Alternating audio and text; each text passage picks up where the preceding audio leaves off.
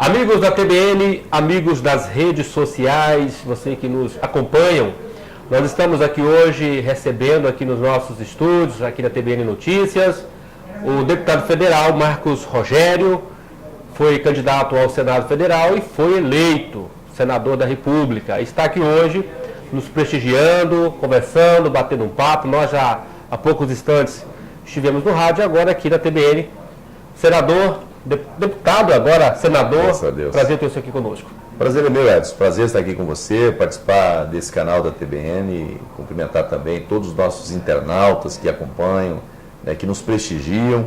Uma honra muito grande poder voltar ao município de Buritis, onde eu tive a maior votação para o Senado Federal. Eu tive a honra de ser eleito o mais votado para o Senado em todo o estado de Rondônia e aqui em Buritis também uma votação muito expressiva, o mais votado. Prazer estar ao lado aqui do Lucas Folador, que foi nosso candidato a deputado federal pelo Democratas, e também o pastor Campos, que também disputou a eleição para deputado estadual, os dois muito bem votados.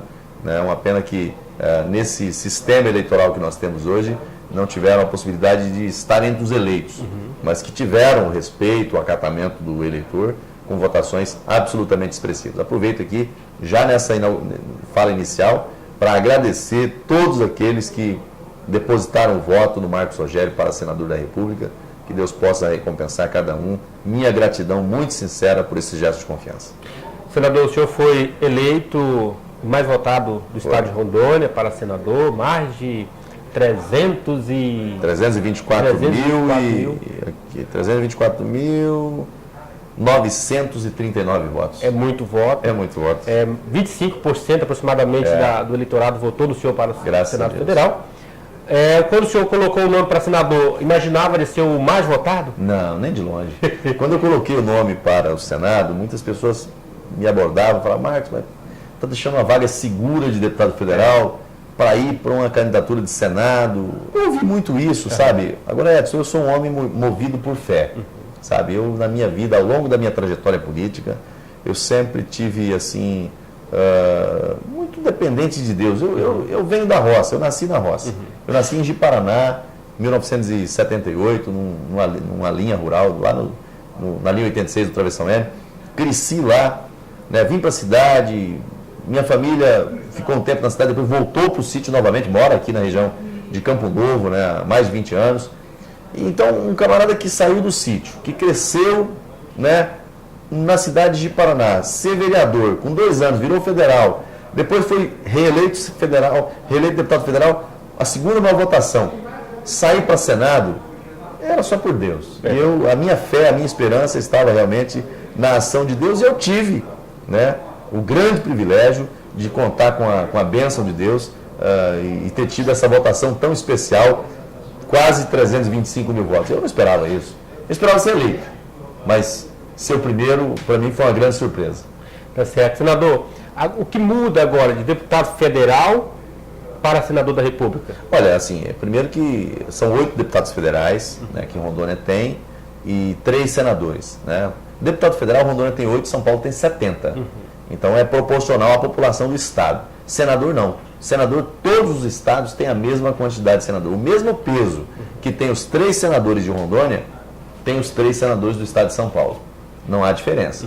Então, a briga no Senado Federal ela é igual para todos. Então, o que eu quero levar para o Senado Federal é uma boa representação. Eu quero dar orgulho ao estado de Rondônia no Senado Federal. Eu acho que ao longo dos últimos anos, Edson, sempre que a gente via alguma matéria em relação ao Senado Federal, a representação nossa do Senado Federal, infelizmente eram matérias negativas, por acusação de envolvimento em corrupção, condenação, coisas que não são agradáveis para o estado de Rondônia. O eleitor de Rondônia, quando via alguma matéria relacionada à representação de Rondônia no Senado, ele ficava decepcionado. Eu não estou nem entrando aqui no mérito, porque você tem casos de justiça, de injustiça. Não estou entrando no mérito aqui das acusações, se tem culpa, se não tem culpa. Isso é a justiça que apura, é a justiça que julga. O que eu estou dizendo é que para o Estado é muito ruim ele ficar aparecendo em rede nacional por escândalos.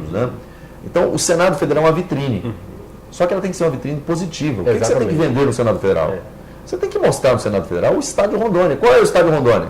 É o estado da pecuária, é o estado da agricultura, é o estado onde as pessoas trabalham, produzem, é o estado que dá certo. Exatamente. Enquanto o país afundou na crise, a crise impactou Rondônia também, mas nós tivemos crescimento. Por quê? Porque nós temos uma agricultura forte, né? Antigamente era arroz, feijão e café. E milho. Exato. Agora o soja tomou conta de Rondônia, né? O soja na região do Cone Sul avançou muito, na região central está começando, mas aqui no Vale do Jamari o soja está tomando conta. Você sai daqui de Ariquemes, sentido Porto Velho, de um lado e do outro é arroz e soja. Então é o novo tempo da economia de Rondônia. O agronegócio aqui é a nossa principal matriz econômica. Então essa é a Rondônia que nós queremos que apareça no Senado Federal, sabe? Da pecuária que a gente vende para o Brasil inteiro e para vários países do mundo. O boi verde que nós temos aqui. Então eu quero usar a tribuna do Senado Federal para poder apresentar essa Rondônia. Vender essa Rondônia lá fora. Fazer com que o investidor lá de fora tenha interesse em vir para a Rondônia, né? Colocar aqui suas empresas, colocar aqui os seus negócios, estimular o investidor de Rondônia, que já está aqui, que já acreditou em Rondônia, a investir mais, a acreditar mais. Por quê? Porque o nosso estado é um estado que ainda oferece oportunidades. O que a gente precisa é de uma boa representação federal e de um bom governante que consiga identificar as nossas vocações e estimular o desenvolvimento econômico. Porque quando você tem desenvolvimento econômico, você tem mais geração de emprego, mais geração de renda, mais oportunidades. E é isso que nós precisamos. Nós temos uma juventude aí que está chegando para o mercado de trabalho, e se você não tiver aonde empregar essa juventude, o que vai acontecer? Então, eu acredito em Rondônia e trabalho muito e vou trabalhar muito mais no Senado para garantir ao Estado de Rondônia uma nova perspectiva de desenvolvimento. Tá certo. Deputado, nós que moramos aqui na região do Jamari, sobretudo aqui em Buritis, temos algumas questões diferenciadas. A questão das nossas terras aqui, as terras da região, os problemas de conflitos, a situação da questão da reforma agrária, essa coisa que é urgente e que tem trazido sérios transtornos à sociedade, sobretudo com a violência, a falta de assistência, a falta do próprio Estado dentro de algumas áreas. A exemplo da região de Minas Novas, que esses moradores ali, os proprietários, têm sofrido muito. Existe uma insegurança tremenda com a situação de Minas Novas. Depois também temos outra área, exemplo, numa área ali próximo a Campo Novo de Rondônia, por isso eu tenho, inclusive, aqui um documento nas mãos, entregue pela própria associação.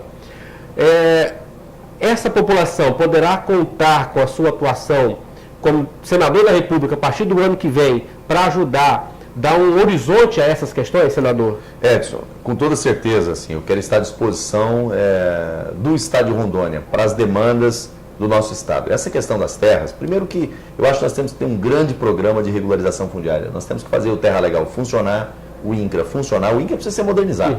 Né? O cidadão, o agricultor está chegando no INCRA na era do smartphone, né? Que tem tudo na mão dele. Exatamente. E os funcionários do INCRA estão na idade da pedra lascada, né? Chega lá, não tem um computador onde ele possa pesquisar, ele tem que pegar arquivos antigos, sem nenhum acervo digital, sem nenhuma tecnologia de ponta que facilite o trabalho dele. É culpa dos funcionários do INCRA? Não. Não é culpa do funcionário do INCRA. Né? É culpa de um governo que não priorizou o INCRA, que não priorizou o uso, o emprego da tecnologia. Hoje, né, assim, você tem um desafio enorme para fazer regularização fundiária em Rondônia, porque os órgãos de regularização estão desaparelhados. Então você precisa fazer mais novos concursos para o INCRA, você precisa melhorar o Terra Legal e fazer a titulação de terras, né, dar a escritura pública, dar o título definitivo, né, regularização fundiária. Isso vai melhorar, né, o acesso ao crédito no campo e dar segurança jurídica para o trabalhador. Porque quando você faz a regularização fundiária, você pressupõe que você tem a regularização ambiental. Né? E com isso, você tem acesso a todas as linhas de crédito. Então, esse tema é um tema que eu vou dar uma atenção muito grande. Eu quero ser parceiro do setor produtivo, quero ser parceiro da agricultura, da pecuária. Eu já faço parte desse universo. Né? A minha família é ligada a isso desde quando chegou em Rondônia. Então, eu quero me colocar à disposição. Em relação a essa questão das reservas, eu tenho um pouco de dificuldade em relação àquilo que é reserva pública. Certo. Né? Ah, fez uma ocupação de uma reserva pública. Marcos, você vai trabalhar para poder fazer a reserva pública virar particular? Eu tenho muita reserva em relação a isso, para ser bem honesto, objetivo aqui. Né? Agora, se é uma ocupação regular numa área que está lá, que pode ser explorada, que pode ser área produtiva, conte comigo. Conte comigo. Eu sou muito assim, cauteloso com essa coisa da legalidade, sabe? Invasão de terra produtiva. Eu não tenho quem vai me fazer apoiar isso, sabe? Eu defendo a legalidade. Se o camarada tem uma terra, está produzindo, está trabalhando, alguém foi lá e invadiu, do jeito que invadiu tem que sair. Bota a polícia e tira. Eu não tenho dois pesos e duas medidas comigo. Agora, se a pessoa está... Porque ao longo do tempo, o INCRA ficou devendo muito. A reforma agrária, a política de distribuição de terra, durante muitos anos, ficou a desejar. Exatamente. O governo não fez o dever de casa. Então a pessoa está numa área que é possível a regularização, vamos trabalhar pela regularização. Então eu quero me colocar à disposição para fazer essa mediação. Eu só não defendo, vou repetir para ficar bem claro aqui, eu só não defendo, né? Invadiu a reserva biológica do Jaru, uma das maiores que nós temos aqui. Vou defender a legalização, não tem como defender isso. Está lá na Constituição, está lá na legislação, que essa área não pode ser ocupada. Invadiu uma área de um proprietário, de um agricultor, uma fazenda que é produtiva, que está produzindo, que tem gado, tem tudo. Não tem como você defender a ilegalidade. Certo. Mas eu acho que tem muitas famílias hoje que estão assentadas, que não têm regularização fundiária, que não têm segurança jurídica, e eu quero me colocar à disposição para ser essa ponte de apoio. E em relação, Edson, à questão da demarcação de terras, que você me passou aqui, um PDC que é até do deputado Garçom, Lindomar Garçom que está cuidando, que é um PDC que susta, né, um decreto que homologa a demarcação de terra indígena. Isso aqui é o maior absurdo. Hoje, o governo federal, numa canetada, por decreto, de uma hora para outra, chega lá e faz a demarcação de uma terra, tira produtor rural, tira fazendeiro, tira quem está produzindo e faz da terra uma área de reserva. Isso não pode. Você não pode, simplesmente, numa canetada, num decreto, fazer isso. Esse PDC aqui é para assustar os efeitos desse decreto.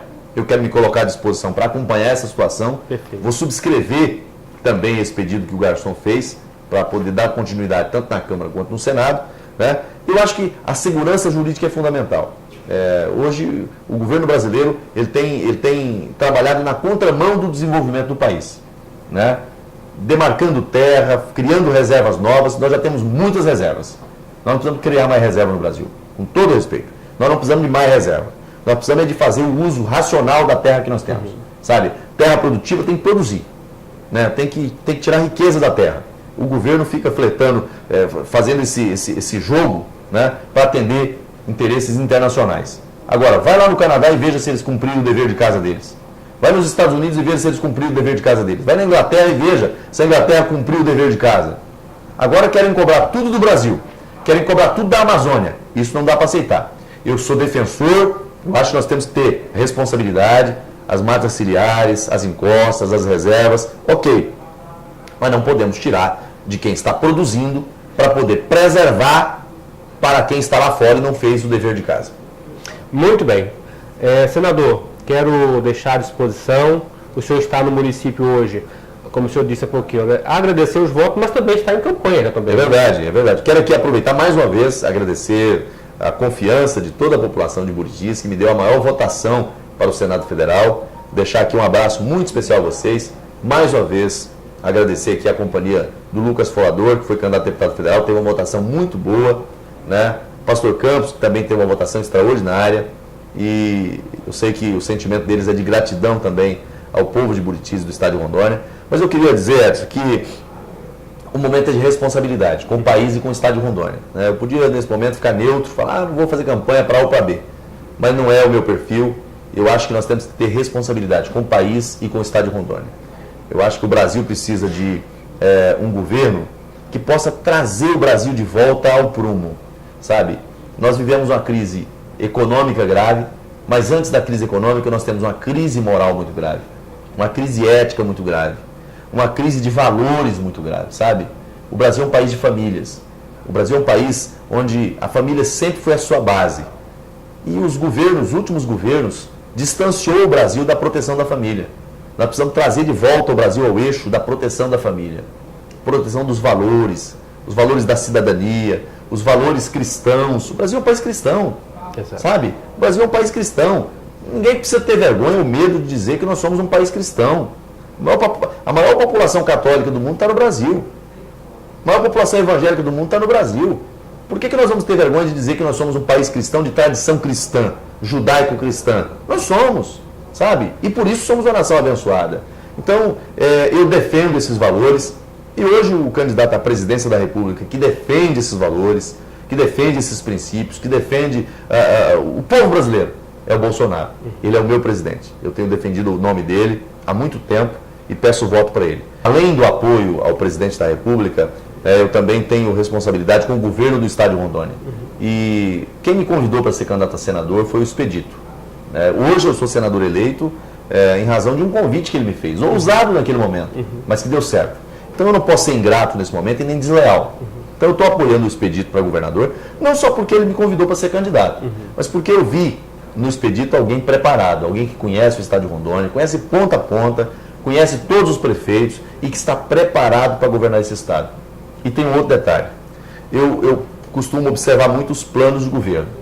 E nessa campanha, no segundo turno, quem tem plano de governo, quem tem o que mostrar, as ideias, as propostas, é o Expedito. Eu respeito muito o concorrente do Expedito, que é o Marcos, que, aliás, nós dois estivemos juntos no governo anterior. Porque eu apoiei o governador Confúcio na eleição passada. Não tem problema dizer isso aqui. Para mim, é a minha história. Eu não posso negar a minha história. Lógico.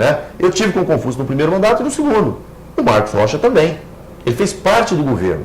Ele só saiu quando o Confúcio saiu. Então, ele hoje tenta a eleição dele para dar continuidade ao governo do PMDB. Ele está no outro partido hoje, mas a história dele foi ligada lá. Eu tenho o maior respeito por ele. Mas eu acho que nesse momento, o eleitor precisa comparar as propostas, as ideias. Essa história de dizer que vai pensar depois, discutir depois com as pessoas, eu acho que isso é muito perigoso.